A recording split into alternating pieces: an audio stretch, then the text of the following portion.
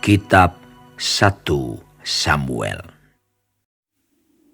Lalu Daud pergi dari sana dan melarikan diri ke Gua Adulam.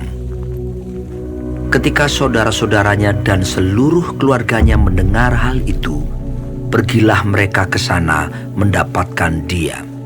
Berhimpunlah juga kepadanya setiap orang yang dalam kesukaran, setiap orang yang dikejar-kejar tukang piutang, setiap orang yang sakit hati. Maka ia menjadi pemimpin mereka. Bersama-sama dengan dia ada kira-kira 400 orang.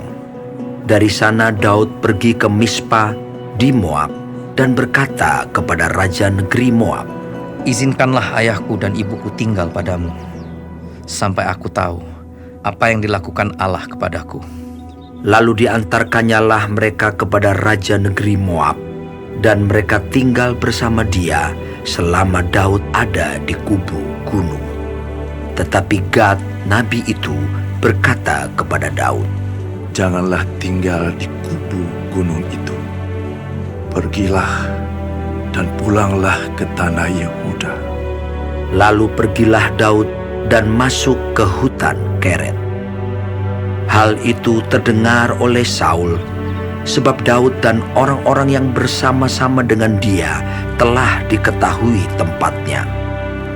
Adapun Saul ada di Gibea, sedang duduk di bawah pohon tamariska di bukit, dengan tombaknya di tangan, dan semua pegawainya berdiri di dekatnya.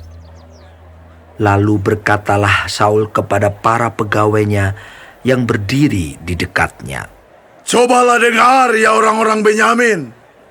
Apakah anak Isai itu juga akan memberikan kepada kamu sekalian ladang dan kebun anggur? Apakah ia akan mengangkat kamu sekalian menjadi kepala atas pasukan 1000 dan atas pasukan 100? Sehingga kamu sekalian mengadakan persepakatan melawan aku, dan tidak ada seorang pun yang menyatakan kepadaku bahwa anakku mengikat diri dengan anak Isai itu. Tidak ada seorang pun dari kamu yang cemas karena aku, atau yang menyatakan kepadaku bahwa anakku telah menghasut pegawaiku melawan aku menjadi penghadang seperti sekarang ini." Lalu menjawablah Doeg orang Edom itu, yang berdiri dekat para pegawai Saul, katanya, "Telah kulihat bahwa anak Isai itu datang ke Nob kepada Ahimelek bin Ahitub. Ia menanyakan Tuhan bagi Daud dan memberikan bekal kepadanya. Juga pedang Goliat orang Filistin itu diberikannya kepadanya." Lalu raja menyuruh memanggil Ahimelek bin Ahitub, imam itu, bersama-sama dengan seluruh keluarganya, para imam yang di Nob. Dan datanglah sekaliannya menghadap raja. Kata Saul, "Cobalah dengar, ya anak Ahitub." Jawabnya, "Ya, tuanku." Kemudian bertanyalah Saul kepadanya, "Mengapa kamu mengadakan persepakatan melawan aku? Engkau dengan anak Isai itu, dengan memberikan roti dan pedang kepadanya, menanyakan Allah baginya, sehingga ia bangkit melawan aku, menjadi penghadang seperti sekarang ini." Lalu Ahimelek menjawab raja, "Tetapi siapakah di antara segala pegawaimu yang dapat dipercaya seperti Daud? Apalagi ia menantu raja dan kepala para pengawalmu dan dihormati dalam rumahmu. Bukan ini pertama kali aku menanyakan Allah bagi dia. Sekali-kali tidak. Janganlah kiranya raja melontarkan tuduhan kepada hambamu ini, bahkan kepada seluruh keluargaku, sebab hambamu ini tidak tahu apa-apa tentang semuanya itu, baik tentang perkara kecil maupun perkara besar." Tetapi raja berkata, "Engkau mesti dibunuh, Ahimelek. Engkau dan seluruh keluargamu." Lalu raja memerintahkan kepada bentara yang berdiri di dekatnya, "Majulah dan bunuhlah para imam Tuhan itu, sebab mereka membantu Daud. Sebab walaupun mereka tahu bahwa ia melarikan diri, mereka tidak memberitahukan hal itu kepadaku. Tetapi para pegawai raja tidak mau mengangkat tangannya untuk memarang imam-imam Tuhan itu.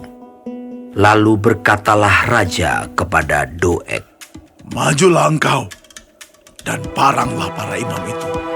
Maka majulah Doeg orang Edom itu, lalu memarang para imam itu.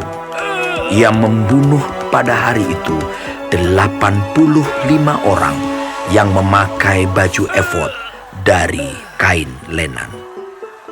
Juga penduduk Nob, kota imam itu, dibunuh raja dengan mata pedang, laki-laki maupun perempuan, kanak-kanak maupun anak yang menyusu, pula lembu, keledai, dan domba dibunuhnya dengan mata pedang.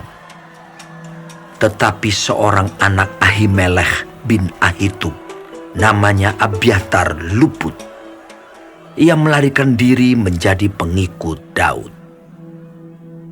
Ketika Abiatar memberitahukan kepada Daud bahwa Saul telah membunuh para imam Tuhan, berkatalah Daud kepada Abiatar, Memang pada hari itu juga ketika Doeg, orang Edom itu ada di sana, aku telah tahu bahwa pasti ia akan memberitahukannya kepada Saul.